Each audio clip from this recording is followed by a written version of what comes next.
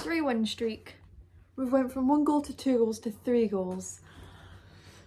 Everton, watch out. Hi guys, welcome back to my channel. We just won a game. We just won another game. I'm not used to it. I'm genuinely at this point just going like, we're still winning games? I do not actually believe it. Mudryk is not a 007 agent, and it was good. Like, it wasn't fully convincing, and I think we're slowly, it's going to still take a lot of time, but I think right now, if I could speak, you're starting to see it. You're starting to see it. Sorry. The players that we've bought, Enzo, holy shit. I am so glad we've got him, because no midfielder is going to compare to Enzo Fernandez. Mudryk, it's not clicking. Yeah, it's not fully there. And granted, I think he was playing, it seemed like he was playing as a false 9. Like, I don't know what was going on. I think we were trying to accommodate to get Kai in the cam, or like the 10 alongside Felix. Kai had a great game today, as I'll get on to in a second. But it's not fully clicking for Mudryk, but you can see it, if you get what I mean. I've got a tickle in my throat, what the fuck, sorry.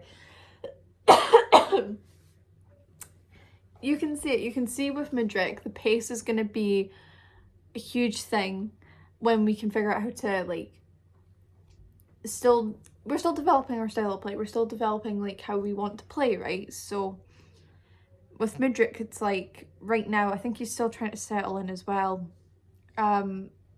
So it's just working out the combination and working out how to get Mudryk fully settled, but also how we want to use Mudryk. But yeah, his pace is going to be a big problem for opposing teams, because when he gets on the break, you know, when he gets a sprint on and he's a bit sharper, he's going to be a threat. Kai had another great game today. I think Kai, I mean, he's on a run of form now. I think if he continues this and, you know, a goal a game, playing well, you will have to make the case of, well, how do you sell him, right? Or, because in my head I'm thinking, surely there's a team where you can play, you know, Nkunku, Felix and Havertz. Just saying that in the same sentence is fucking disrespectful to every other team in the world, but, you know, for a bit of, like, not rotation, but I'm sure, like, and then you get in a striker, whether it be Osimhen, just saying, you can work out ways to very much interchange all these attackers. You know, Felix and Havertz and Nkunku. Not Felix, Havertz and Nkunku in particular, very similar in the way that they can literally just go anywhere in that front line, go, you know, in the midfield, and their jobs are good in. So I think you do have to start making the case of, if Kai hits a run of form, you know, one, you would get more money for him, yes, but is there a case for keeping him? I don't know. Felix, it wasn't his best game today. He did give the ball away for the goal.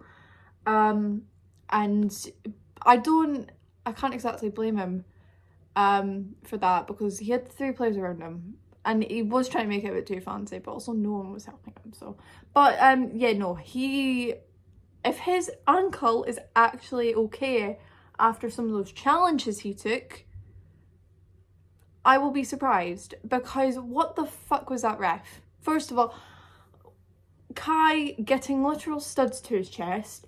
He lifts up his shirt and you can see the fucking marks. That's a disgrace. That should not be allowed to happen. Felix getting this is his leg. This was the, come on. I think that one was in the first couple of seconds, like first minute of the game, and it was giving the same energy that Mane elbowing Aspie last season gave. Oh, we're not going to card that because the game's just started. If it's a card, it's a card. I don't care at what point in the game it is. If it's the first second or if it's the last second, a card is a card. That is ridiculous. That should not have been allowed to go scot-free. Yeah, and I'm a Scot. It should not have been allowed to go scot-free. That was stupendously dangerous. And if Felix has an okay ankle after some of the challenges he took today, more power to him. And the fact that Kai literally got studs to his chest and that was not seen by VAR as dangerous play, okay bro, whatever. But I'm not going to talk about the ref because I've talked enough about the refs this season. It's actually getting ridiculous how that's genuinely putting our players at risk. You know what I mean? If Felix comes out injured after this game, well, what are we going to do? Because we know for a fact it's nothing else, right? It's ridiculous, the standard of refereeing in this league. But it's also VAR. VAR checked the one on Kai and they said, that's fine. Okay. Whatever.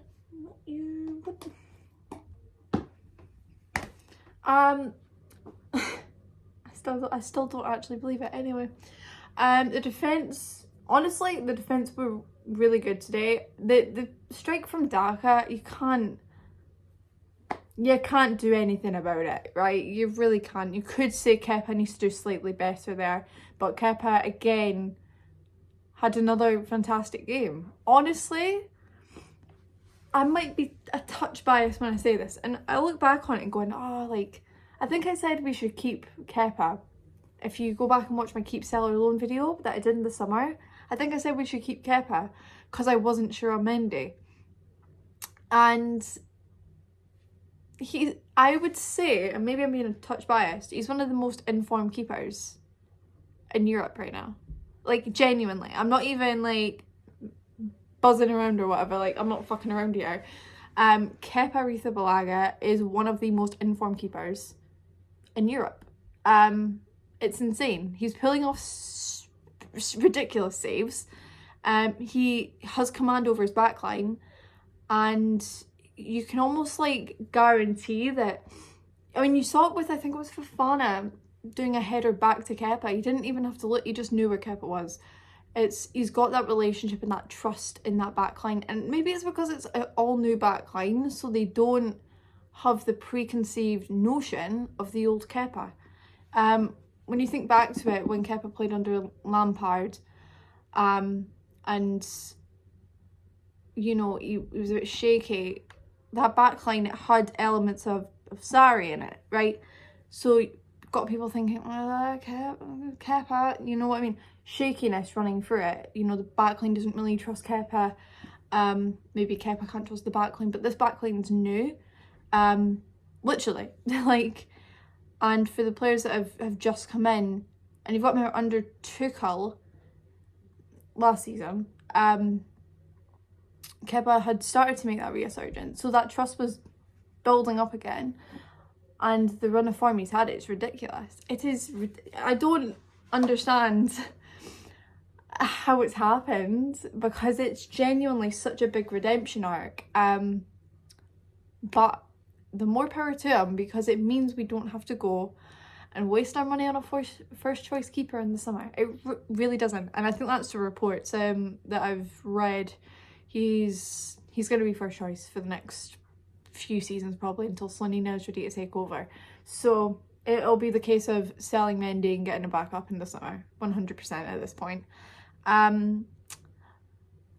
Yeah, I mean, who came on? Connor came on for Felix at half time. And I was like, are we locking up already? But I was thinking, well, Potter's great at man management, right? So I was thinking he's probably come off because he doesn't want to make Felix like think about the goal that he gave away all over again. And by taking him off the pitch, it takes the pressure off of him, right? And also, we don't know if that ankle is okay or not, so we're just going to take you off and not risk it. It's a good bit of man management there, and I think we've seen that with Mudryk as well. you know, there's a huge amount of talk on Mudryk over the last couple of weeks. Gives him a few games off, comes in today, starts today, and yeah, it's honestly, I've criticised Potter, yeah, but one thing I don't think you can doubt is his man management. And he's doing a good job at managing the massive squad he has. So yeah, and then who else comes on?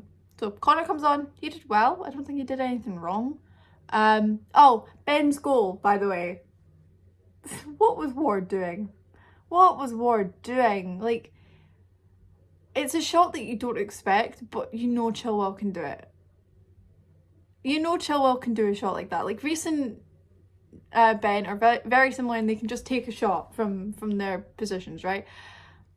You should have at least suspected it, and it's poor on Ward, but it's so sweet. It's so sweet after the oh my god, the Leicester fans spent about the whole game booing Fofana, booing Chilwell, and both of them just Chilwell doing the celebration, yes. Fofana having to walk all the way around the pitch because he comes off, and him just almost trying not to giggle at everyone booing him. It's hilarious. I do love it.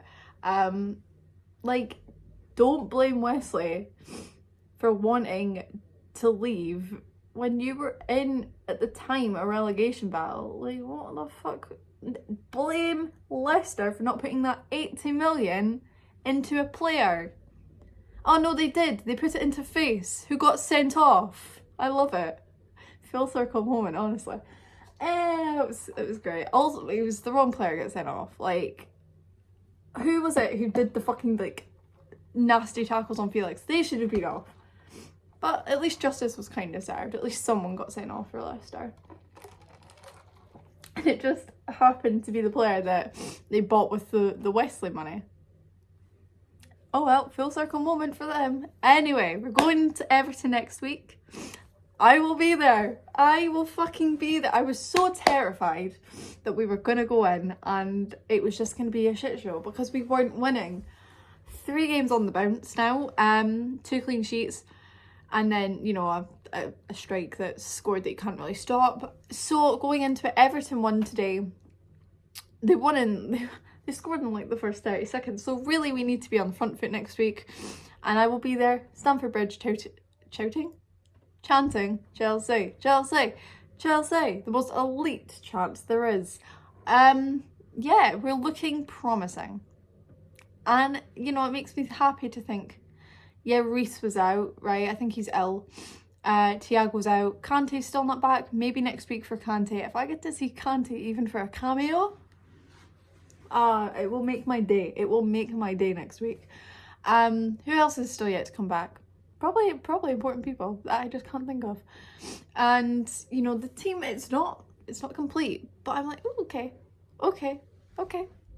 Spend some more money, get in a striker, get a defensive midfielder. Yeah, and maybe we can start cooking a meal. Just maybe, you know?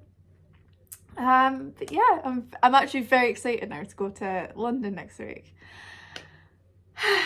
And to think, what, about 3-4 weeks ago I was like, should I sell my tickets?